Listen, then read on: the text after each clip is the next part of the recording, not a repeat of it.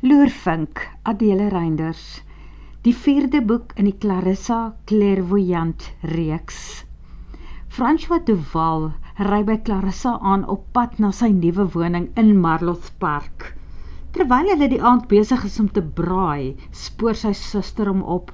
Sy wonder of hy nie maar nog 'n laaste saak wil ondersoek, voordat hy homself heeltemal onttrek en ophou om hierdie roeping as privaat speurder te doen.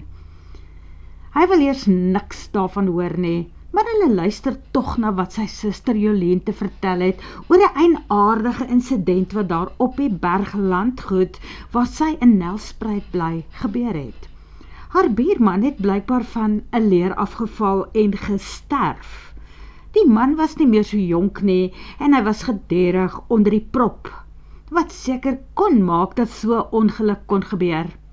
Jolien vertel dat daar soms duur en waardevolle besittings uit mense se huise ook verdwyn en boonop voel dit aanhoudend vir die inwoners asof hulle van iewers af dopgehou word. Maar steeds is François nie geïnteresseerd nie. Maar wanneer Clarissa hoor dat die buurman se besondere waardevolle Irma Stern skildery ook gesteel is, puls sy hom om tog te gaan ondersoek instel en sy beloof om saam te gaan.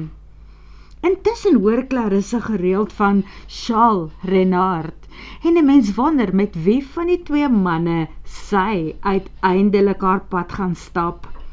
Loervink se skakel gaan nou op die skerm verskyn. Jy luister gratis.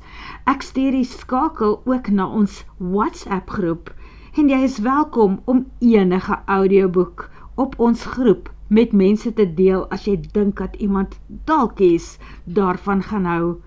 Die nommer is buite op die voorblad, so skakel gerus ook in as jy op WhatsApp wil luister.